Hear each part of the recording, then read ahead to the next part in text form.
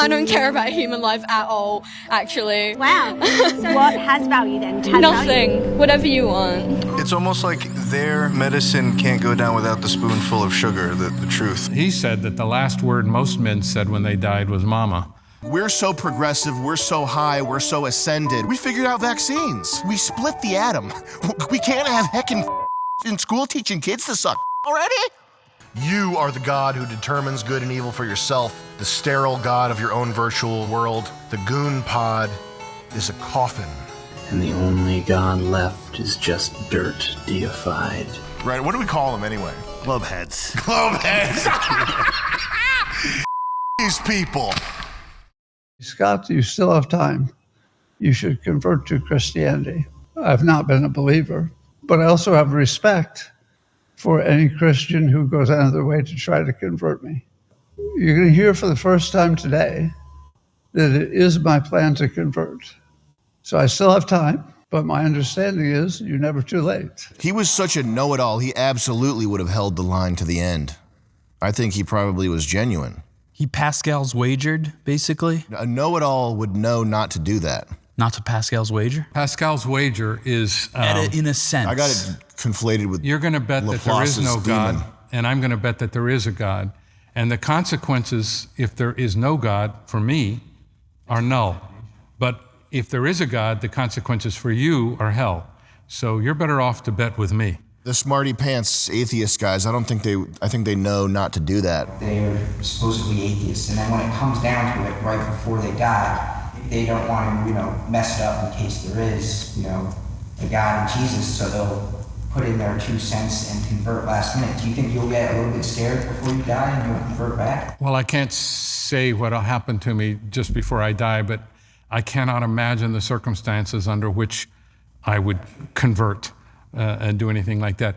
My uncle fought with the Marines in the first wave in Asia in World War II in Peleliu, which was the worst battle of World War II, and he saw lots of men die. And he said that the last word most men said when they died was mama. That's what he heard more than anything else. So there were some conversions, but mainly he just heard grown men crying for their mother when they were dying. The original meaning of miracle in Greek is sign. It's a sign.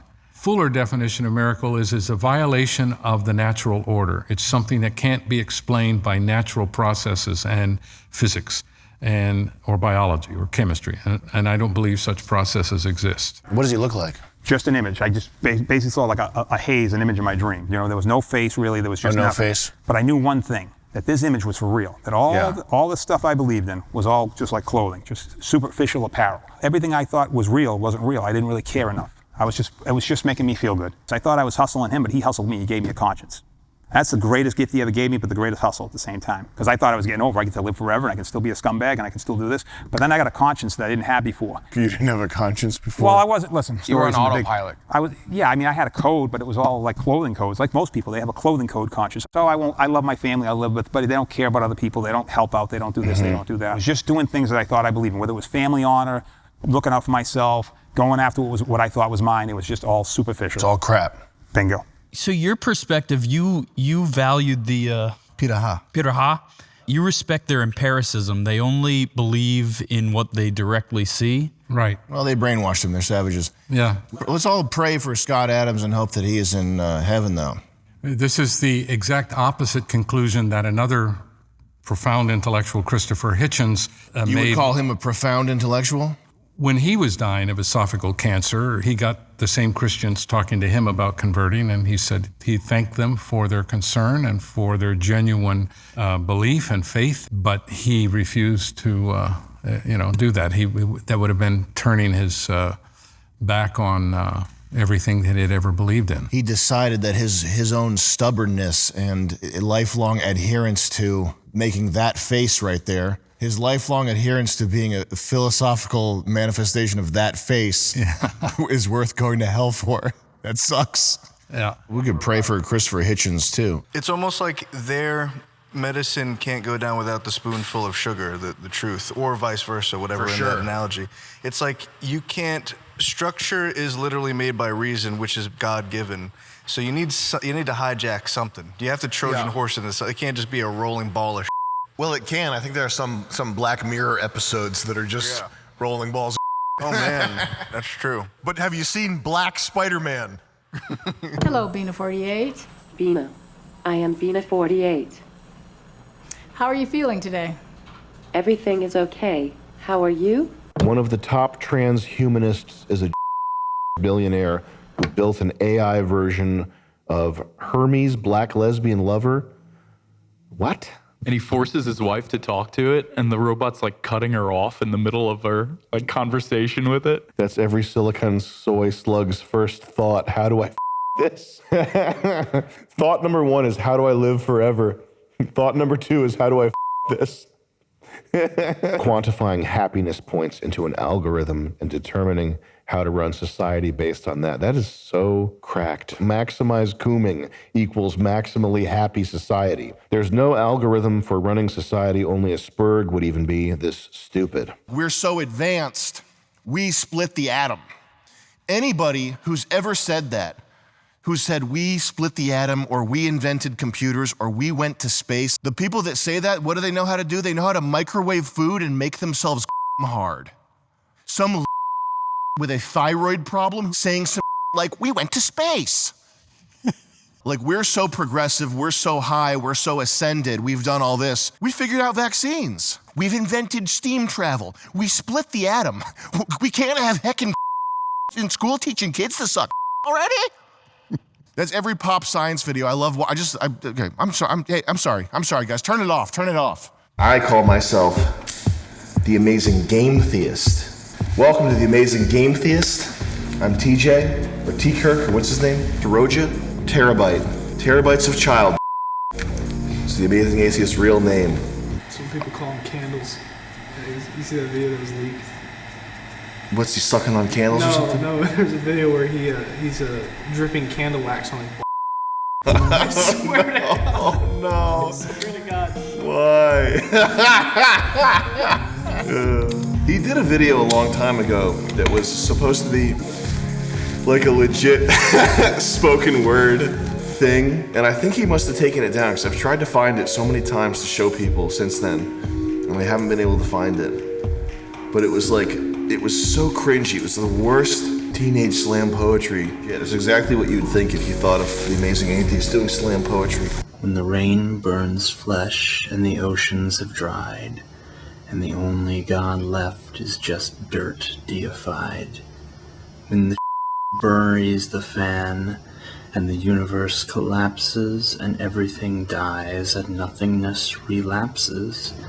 When all is pure blackness. Like a large portion of Hollywood films, especially sci-fi fantasy films, the themes are explicitly Kabbalistic. Kabbalah is medieval Jewish mysticism that incorporated elements of Gnosticism and Neoplatonism into a vast system of levels of reality based on emanations from the Godhead.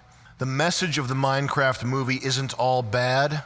The overall point is actually the point made above, that creative energy should not be wasted on the synthetic world of gaming, but in crafting the real world. Sounds good, but the themes of dark versus light and creation versus destruction mentioned in the film really have no meaning outside of Christ, the light of the world, versus the satanic, while in the film, it's all relativized. You are the God who determines good and evil for yourself, the sterile God of your own virtual world. The goon pod is a coffin. Have you heard of surrealist prisons, or the surrealist prison? Yeah. But they had these Salvador Dali type guys build the worst possible prison. Like a panopticon? Weimar? No, worse. During the Spanish Civil War, Laurentic, the French artist and architect, designed a series of experimental jail cells in Barcelona. These were not typical prisons, but rather psychological torture chambers, influenced by modernist and surreal aesthetics, drawing inspiration from Salvador Dali and Vasily Kandinsky. If you see some hanging on the wall, it's typically a weapon that's there to destroy you and ruin your life. I've heard in this beautiful book, it's a children's book that I read my kids, and it's like, your goal is to make the world more beautiful than what you came into it. And so this lady plants flowers and yada yada. It's cute. I think there's more to life than that. But that's, you know, a woman's brain. Just make it more beautiful. But there is a duty to improving it's like a weed growing. Well, that's a basic thing that anybody with 115 IQ wants to flip on its head. It's self-evident that art should be beautiful and enrich life. Music, which is how you decorate time, should be beautiful and enrich life. And then if you go from being a 95 IQ guy to 115 IQ, you get brainwashed in these public schools, you just think you know better, all of a sudden you're trying to flip everything on its head, and you're like, well, what if art exists to make a statement, a powerful statement about nothing?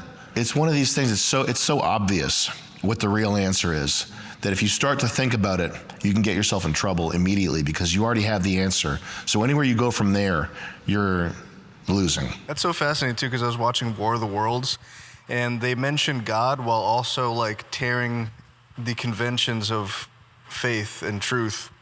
They're like, yeah, all this stuff that's anti-God and goes against religion, and then it's like, but God created us. They don't have any stable ground. It's not like they're building something that's not a house of cards. They'll weaponize anything if it fits in their narrative at the moment. This thing meant it. That's what impressed me. Wow, this is real. Meant what? Meant it. I can't explain anything else. Meant it. It was real.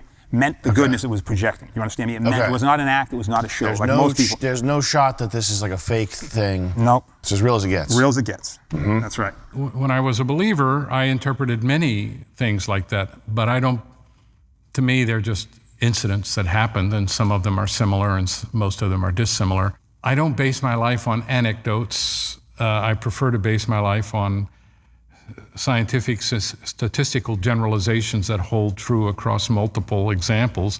So if you tell me you saw a miracle, I would want to do a test. So there have been tests, for example, where hospitals, the terminally ill, they looked at the effect of prayer, people praying for the sick and people not sick that weren't prayed for, and there was no difference in mortality rate. So wait, what about there's Eucharistic miracles and there's other medical miracles that go beyond? Well, these are anecdotes. These are things that are claimed. I don't believe in a single miracle. I don't believe in miracles. I used to believe in miracles, but these are not things that stand up, in my experience, to scientific validation. Do you feel anything? You think anything? You do feel. You feel like complete peace. You feel complete peace. Yeah, but it's not that traditional peace you talk about, but relax. Just like, it's hard to explain, but your heart, you're ready. You could die right then and there and not care. You're ready to go. You're all set. That's as good as it gets. Okay. When I discovered who I really am, no one told me who they were. I just knew that I didn't have perfect peace. I was emotional and doubtful, and I was lost. If you drop your anger, you will have perfect peace. And no human being or no situation can ever change that at all. Your life is not based on what you have or don't have, or who likes you or don't like you. It's based on having perfect peace. And Christ came that we may have perfect peace. Not happiness, but perfect peace. And no one can take that away, but you got to drop the anger. And the only way you're going to drop it and admit that I am angry. I'm judging myself and other people. And I have become like my mother. Everybody born of the woman must be born of the spirit of the Father, right? And so you forgive by realizing that she couldn't help herself. Her mother did it to her. God will take the spirit of anger away from you and give you a clear mind. So what they would refer to the term is this, a born-again Christian, right? But I just believe this. The one way to live forever is to accept Jesus Christ as your Savior. What does that mean? It means you don't have to put on a fancy suit. It means you don't have to do that Roman Catholic nonsense. It's nonsense with all the rules, okay? The Bible says itself, there's only one mediator between God and man, and that is the man, Jesus Christ. That's it. You come as you are, and he loves you for that reason. That's why he died on the cross. You don't have to do all these extra venial sin prayers that the Catholic Church does and all that stuff. Anybody can come to Jesus Christ. It's the greatest deal ever. When I came to Jesus, I told the pastor, hey, this is great. You mean I'm a Christian, I can still do the wrong thing, and I'm going to live forever? And he shook his head. He goes, John, you're not getting it. I don't know if this is backed by theology, but that's my hunch, is that God is using an unimaginable amount of energy and attention to constantly hold together the seams of reality. Does that sound insane? No, he does will everything that Confirmed. That is your job as a strong man, is in some way enact a microcosm of what God does and hold together a bubble of stability for the things and the people that require stability. man-made fairy. Do you know that? Hey.